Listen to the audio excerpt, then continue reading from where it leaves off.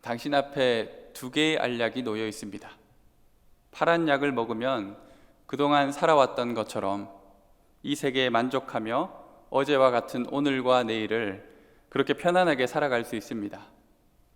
그런데 빨간 약을 먹으면 그동안 살아왔던 세상이 모두 거짓이었다는 충격적인 사실을 깨닫고 잠에서 깨어날 수 있습니다. 여러분은 어떤 약을 입에 넣겠습니까? 영화 매트릭스에서 모피어스가 주인공 네오에게 이 두 알약을 건네었을 때 네오는 용감히 빨간 약을 먹고 매트릭스라는 가상세계에서 깨어납니다. 조금은 단조롭고 지루했지만 썩 나쁘지 않은 편안하고 익숙했던 일상이 프로그램화된 가상세계였습니다. 실제와는 진짜 세상을 보기 위해 빨간 약을 먹은 네오가 정신을 차리고 발견한 현실은 차갑고 어두운 현실이었습니다. 기계들이 인간을 지배하는 최악의 세상이었습니다. 영화 인셉션을 보아도 내일의 소망이 없는 수많은 사람들이 깨어나지 않는 영원한 꿈을 꾸기 위해 죽은 것처럼 잠만 자는 모습이 나옵니다. 최고라고 생각했던 나의 인생이, 나의 세상이 깨고 나서 단지 꿈이었을 뿐이라고 느낀다면 그는 얼마나 좌절하게 될까요? 그래서 결국 다시 꿈속으로 들어가고 싶지 않을까요?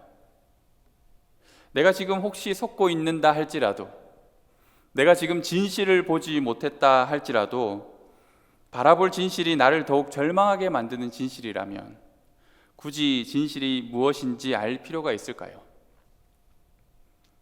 마주하고 싶지 않은 불안하고 두려운 현실, 그것을 직면할 자신이 있을까요? 여러분은 어떻습니까? 진실을 알고 싶습니까? 진실을 보고 싶습니까? 그런데 그 진실이 차라리 보고 싶지 않은 절망적인 모습이라면 어떻게 하시겠습니까? 이사야가 하나님의 영광을 보지 않았을 때는 그나마 나았습니다. 그가 온 땅에 하나님의 영광이 충만한 그 앞에 서고 나니 이 땅의 현실, 그 부끄러운 민낯을 뚜렷이 보게 되었습니다. 하나님의 영광과 극명한 차이를 보이는 이 땅의 현실, 하나님을 떠난 사람들의 삶이라는 것이 얼마나 추하고 비참하고 절망적인지를 여실히 알게 되었습니다. 그래서 이사야는 탄성을 질렀습니다. 화로다 나여 망하게 되었도다. 거룩하신 하나님 앞에 선 나는, 그리고 이 땅과 이 백성들은 죽게 되었구나. 하나님의 거룩과 영광이 마치 찌르는 칼처럼 죄악된 인간의 삶과 이 땅을 향하고 있었던 것입니다. 하나님의 진노를 그 누구도 피할 수 없겠구나. 화로다 나여 망하게 되었도다. 이런 위기의식을 기본 바탕으로 하여 오늘 우리는 말씀을 이해해야 합니다. 포근한 잠에 빠져 다시 모든 것을 잊고 아무 일도 없었다는 듯이 또 그렇게 하루를 시작할 수 있는 파란 약, 그 약을 먹고 그냥 일상의 삶에 안주하며 살아갈 때는 도저히 알 수 없습니다. 그러나 우리가 진리, 실제를 목도하고는 이전의 삶을 편안하게 살아갈 수가 없습니다. 역사적으로 수많은 그리스도인들이 있었고 지금도 진리를 깨달은 하나님의 사람들이 있습니다. 그들의 유별난 신앙과 삶의 태도는 세상에서 미움을 삽니다. 그들은 고난을 당하여도 항상 더 나은 본향을 사모합니다. 그리고 오실 메시아를 기다립니다. 그냥 어제와 같은 오늘처럼 내 옆에 일반적인 사람들이 살아가는 그 모습처럼 편안한 삶을 살 수 있음에도 불구하고 그런 삶을 거부하고 환난과 박해를 자처한 그들의 모습을 보면 이전의 삶으로 결코 돌아갈 수 없다는 것을 알 수 있습니다. 그들은 보았기 때문이죠. 현재 기독교를 가장 코너로 몰아가는 것은 무엇보다도 세속주의라고 할 수 있습니다. 내 눈에 보이는 것들만 바라보고 오늘 하루에 만족하며 편안하게 사는 것이죠. 분명히 이 세계에 부인할 수 없는 균열의 조짐이 보이지만 그러한 것들에 눈을 두지 않고 화려하고 즐거운 세상에 마음을 두라고 이야기합니다. 이사야처럼 화로다 나여 망하게 되었도다, 이런 두려움이나 위기의식은 필요하지 않습니다. 매일매일 재미있는 것이 얼마나 많습니까? 그 누구도 자기 자신에게 어떤 결정적인 위기가 닥치기 전까지는, 자신이 서 있는 삶의 기반이 무너지는 것 같은 경험을 하기 전까지는 자신의 삶, 이 땅에서의 세상살이에 만족하고 그렇게 안주하며 살아가기를 원합니다. 누구든 그렇지 않겠습니까? 먹고 마시고 즐기는 것, 이루고 성취하고 가지고 누리는 것, 순탄한 인생에서 누릴 수 있는 즐거움들입니다. 머리만 복잡해질 근본적인 질문 따위를 할 시간이 없습니다. 이대로 사는 것이 과연 맞는 걸까? 나는 과연 바로 가고 있는 걸까? 이런 답도 안 나오는 질문은 할 필요가 없습니다.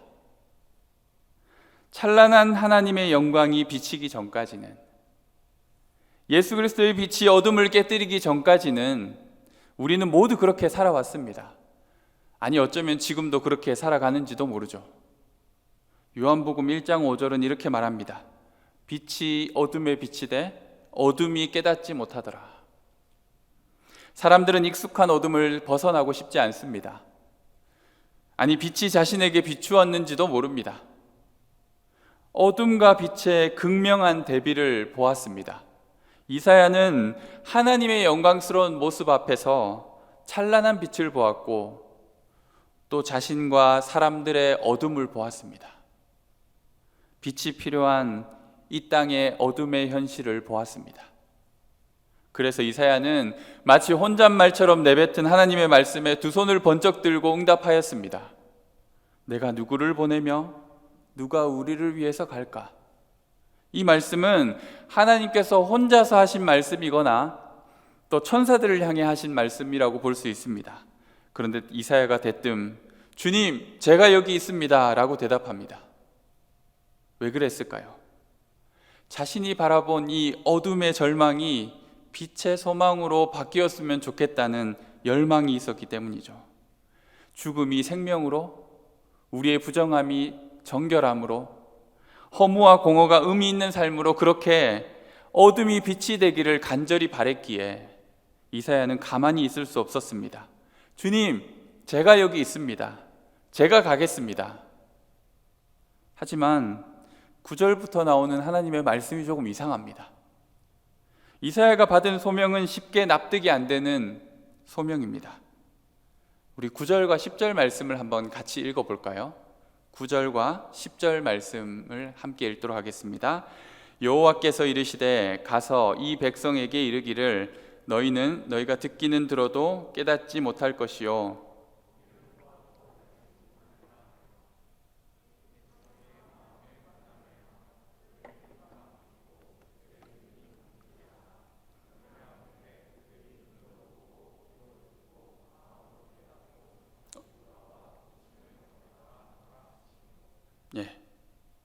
너희는 듣기는 들어도 깨닫지 못할 것이요 보기는 보아도 알지 못하리라 하여 이 백성의 마음을 둔하게 하며 그들의 귀가 막히고 그들의 눈이 감기게 하라. 주님 뭐라고요? 잘못 말씀하신 거죠? 어둠이 빛을 봄으로 진리를 깨달아야 하고, 죽어가던 이들이 생명으로 살아나고 목적과 의미 없이 살아가던 이들이 하나님의 영광을 바라보게 되기를 소망하여서, 그래서 제가 가겠다고 저를 보내달라고 말하였는데 무슨 일을 하라고요?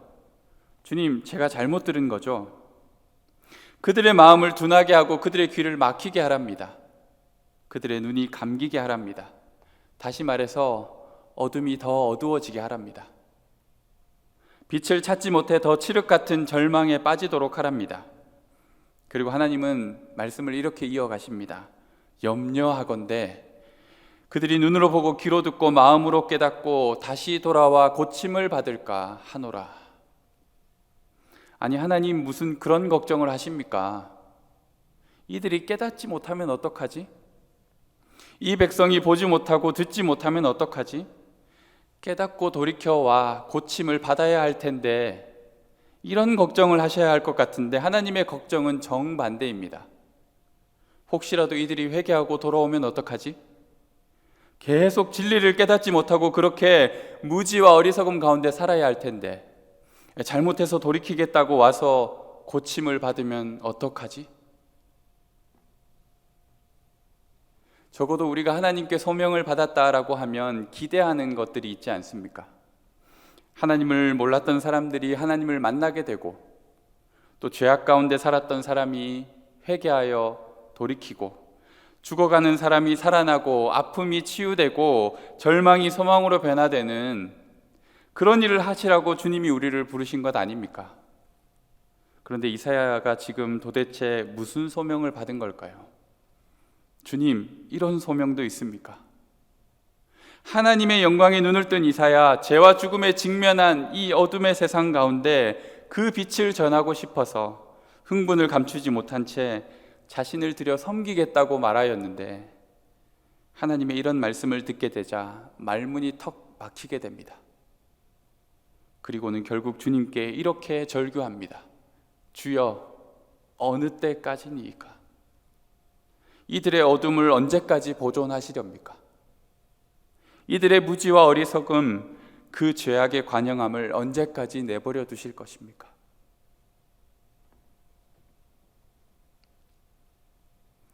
그러자 하나님이 아주 대놓고 무서운 말씀을 쏟아 놓으십니다.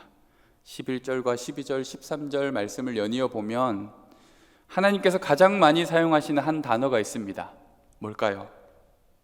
황폐입니다. 황폐하여 주민이 없으며 토지는 황폐하게 되며 땅 가운데 황폐한 곳이 많을 때까지니라. 10분의 1이 아직 남아있을지라도 이것도 황폐하게 될 것이다. 무서운 심판의 경고의 말씀입니다. 여기서 우리는 기억해야 합니다. 한 가지를 기억해야 합니다. 이 땅은 하나님의 진노 앞에 놓여 있습니다. 멀쩡하게 보이는 이 세상, 그리고 그 속에 살아가는 저와 여러분, 고도로 발달된 문명과 과학, 수많은 나라와 민족들, 이 모든 세상의 면면이 어느 곳 하나 예외가 없이 하나님의 진노 앞에 놓여 있다라는 것입니다. 성경이 주는 메시지를 우리는 대체로 인간 중심적으로 받아들이죠. 하나님은 은혜를 베푸시는 분, 우리 형편이 어찌 되었든 우리를 회복시키시고 선하게 이끄시는 분, 많은 죄악도 용서해 주시는 하나님. 네, 맞습니다. 그런데 하나님은 화가 많이 나셨습니다. 오늘 이 말씀에서 그 주님의 감정이 느껴지지 않습니까? 그냥 이들이 깨닫지 못했으면 좋겠다. 아예 어둠이 더 칠흑같이 어두워졌으면 좋겠다. 아니, 또 회개한답시고 돌아올까봐 내가 지금 겁이 난다. 하나님, 그래도 이들에게 계속 그러시겠습니까? 그래, 성읍들도 주민들도 가옥들도 다 없애서 황폐하게 만들 거야. 사람들을 멀리 옮겨서 온 땅이 다 황량한 폐허가 되게 만들 거야. 파괴하고 심판하길 멈추지 않을 거야. 뭐라도 남았다고 여겨지는 것 하나까지, 그중 10분의 1까지라도 다 황폐하게 만들어 버릴 거야. 이사야가 이런 하나님의 말씀에 왜 강력하게 반발하지 못했을까요? 단순히 주여 어느 때까지니까? 라고만 물었을까요? 진실을 깨달은 이사야, 이 땅의 현실을 하나님의 영광의 빛 가운데서 바라본 이사야이기에 아무 말도 할 수 없었던 것입니다. 왜 그럴까요? 하나님의 심정이 100번 이해가 되었기 때문이죠. 하나님을 대적하고 하나님을 무시하고 하나님이 싫어하는 일만 골라서 하는 자기 백성의 모습을 다 보았기 때문입니다. 주님 너무하십니다 라고 원망할 수 없었던 것은, 그저 주여 어느 때까지니까 라고 말할 수밖에 없었던 것은 이사야가 실상을 보았기 때문입니다. 하나님이 화가 나실 만한 이 땅의 형편을 보았기 때문이죠. 주여 어느 때까지니까? 그래도 이 심판의 끝이 있는 거죠. 주님의 긍휼하심이 티끌만큼이라도 남아 있는 거죠. 그렇죠, 주님. 이사야는 그렇게 말할 수밖에 없었습니다. 그럼에도 불구하고 이사야는 분명 알았을 것입니다. 이 하나님의 분노와 진노 깊은 곳에 자기 백성을 향한 애끓는 사랑과 안타까움이 있다는 사실을. 이사야는 그 들리는 소리 넘어 하나님의 가슴으로부터 울리는 또 다른 소리를 듣고 있었습니다. 그들이 깨닫고 돌아와서 고침을 받을까 봐 내가 염려가 된다. 이 백성의 마음도 둔하게 하고 귀가 막히고 눈도 감기게 해버려. 그렇게 듣지 않으려고 보지 않으려고 하니 아예 듣지도 보지도 못하게 만들어버려. 우리 부모님도 너무 화가 나시면 가끔 이렇게 말씀하시잖아요. 에이, 꼴도 보기 싫다. 다신 들어오지 말라고 해. 이제 그냥 너랑 나랑 서로 모르는 사이로 지내자. 너 하고 싶은 대로 해. 네 마음대로 살아. 내가 이제 간섭하지 않을게. 이 음성이 들려주는 정반대의 소리가 들립니까? 부모의 사랑을 조금이라도 아는 자녀라면 들리지 않을 수가 없죠. 이 말의 속뜻이 무엇인지. 너가 나한테 어떻게 그럴 수가 있니? 회개하는 것처럼 해놓고는 어떻게 그렇게 당장 얼굴을 바꿀 수가 있니? 내가 너희에게 수십 번 말하였고 지금도 말하고 있는데 왜 듣지 않니? 내가 분명하게 보여주고 너희 눈앞에 코앞에 갖다 대어도 못 보면 어떡하니? 그렇게 맹인이 되어 살다가 죽음의 구렁텅이로 계속 걸어갈 거니 도대체 언제 나에게 돌아오겠니? 너 정말 그러다가 죽을지도 몰라. 정신 차려. 제대로 된 회개를 촉구하고 있는 것이죠. 잘못을 인정하고 진심을 뉘우치기를 바라는 것입니다. 우리는 이 말을 그렇게 들을 수 있어야 합니다. 그럼 이 말을 들어야 할 대상은 누구일까요? 9절을 보면 이사야가 하나님의 보내심을 받아 말씀을 전해야 할 대상이 누구인지 말하고 있습니다. 9절 앞부분인데요. 여호와께서 이르시되 가서 이 백성에게 이르기를. 이 백성이 어느 민족일까요? 블레셋일까요? 아수르일까요? 아니면 저 멀리 헬라 지역에 사는 이방 민족일까요? 이사야가 살던 유다, 하나님이 선택한 백성 이스라엘 민족 아닙니까? 즉 이 하나님의 음성을 들어야 할 대상은 저 멀리에 있는 이방인이 아니라는 거예요. 이 백성에게 말해야 하는데 이 백성은 남이 아닌 바로 우리 자신입니다. 하나님을 이미 너무나도 잘 알고 있는 하나님의 백성들이 바로 이 말을 들어야 합니다. 우리는 흔히 선교의 대상을 세상으로 생각하죠. 소명을 받은 교회와 그리스도인은 빛이고 부르심대로 나아가서 만날 세상은 어둠이라고 생각합니다. 그래서 죄와 죽음에 놓인 세상에 복음을 통해 생명을 전하려고 합니다. 이것이 전형적인 선교의 메커니즘입니다. 그런데 오늘 말씀은 조금 다릅니다. 하나님의 말을 전해야 할 대상이 이 백성입니다. 하나님을 알고 이미 하나님을 섬기고 있다고 여겼던 이스라엘 백성이 이 선포의 말씀을 들어야 할 대상이었습니다. 다시 말하면 소명을 받은 이사야도 그 대상으로부터 분리되지 않습니다. 즉 설교를 하고 있는 저도 이 말씀을 받아야 하고 교회인 여러분도 이 말씀의 대상이라는 것입니다. 세상이 하나님의 말씀을 전해야겠다고 생각했는데 하나님은 이 말씀을 먼저 교회에 주는 말씀이라고 얘기하시는 것입니다. 왜 그렇습니까? 교회가 지금 빛을 잃어가기 때문입니다. 그리스도인이 지금 하나님의 영광을 못 찾고 있기 때문입니다. 그리스도인들이 세상 가운데 영적인 잠에 빠져 진실이 무엇인지 보지 않으려 하기 때문입니다. 듣기는 들어도 깨닫지 못하는 상태, 보기는 보아도 알지 못하는 상태, 마음이 둔하여서 귀도 눈도 막힌 상태, 그게 바로 하나님의 백성의 모습이라는 것이죠. 그리고 이것은 결국 하나님이 우리를 진단하시는 평가이기도 합니다. 그래, 그냥 듣지 마. 아니, 그냥 안 봐도 돼. 몰라도 돼. 아무 상관없어. 굳이 힘들게 회개할 필요도 없어. 얼마나 안 들었으면 주님이 그냥 듣지 마라고 말씀하실까요?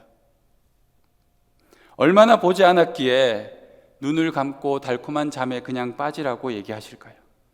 잠들어 있는 신앙, 안일한 삶을 그냥 그대로 내버려 두라고 말씀하시는 주님, 여러분 큰일 났구나라는 생각이 들지 않습니까? 가장 무서운 징계가 내버려 둠이지 않습니까? 우리를 고아와 같이 내버려 두신다면 우리는 도대체 어디로 가겠습니까? 하나님을 모르고 자기 마음대로 인생을 살아가는 세상 사람들이야 애초부터 하나님의 말씀에 귀를 기울일 생각도 없고 진리를 볼 수도 없기에 잘못된 길로만 걸어갈지도 모릅니다. 충분히 그럴 수 있죠.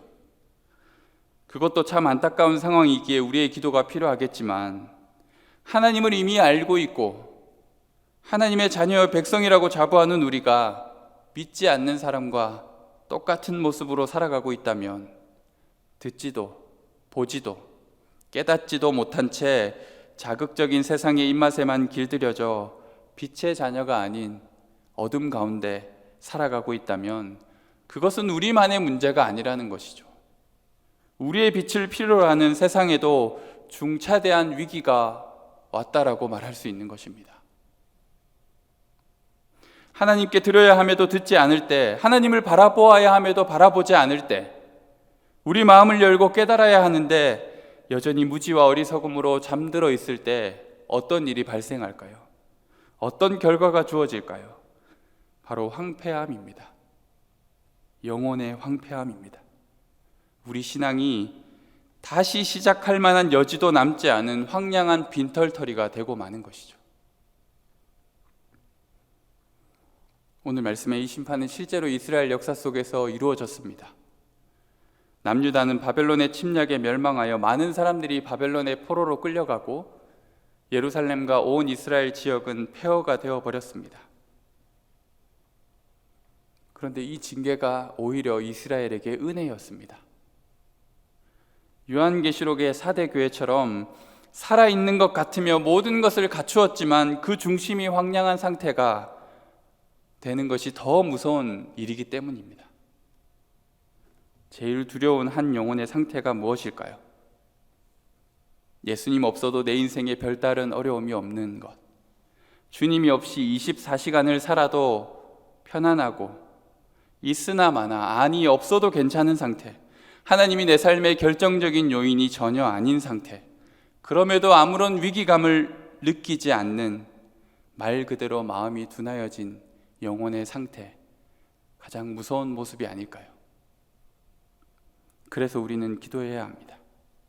주님, 저희를 불쌍히 여겨주옵소서. 저희에겐 주님밖에 없습니다. 우리가 이제 듣겠습니다. 우리가 보겠습니다. 우리 마음을 활짝 열고 주님을 모시겠습니다. 상한 우리 영혼을 부디 고쳐주옵소서. 어둠이 아닌 빛으로, 죽음이 아닌 생명으로, 절망이 아닌 소망으로 저희를 이끌어 주옵소서. 오직 주님만이 우리의 구원이 되어 주옵소서. 우리 찬양팀 반주를 부탁드립니다. 이런 하나님의 말씀을 받은 이사야는 계속해서 백성들에게 회개를 촉구합니다. 그리고 이사야 그 스스로도 하나님 앞에 회개합니다. 깨끗한 손, 정결한 마음으로 하나님만을 높여드리는 주님의 얼굴을 구하는 세대가 바로 우리가 되기 위해 우리 또한 기도해야 합니다. 주여 어느 때까지니이까? 주여 어느 때까지니이까? 주님은 대답하십니다. 너희가 내게로 돌아올 때까지, 너희가 내게로 돌이킬 때까지. 이사야처럼 우리는 고백합시다. 주님, 제가 여기 있습니다. 주님의 얼굴을 구합니다. 주님을 찾습니다. 제게 무엇보다 주님이 필요합니다. 우리 그러한 마음으로 함께 찬양했으면 합니다.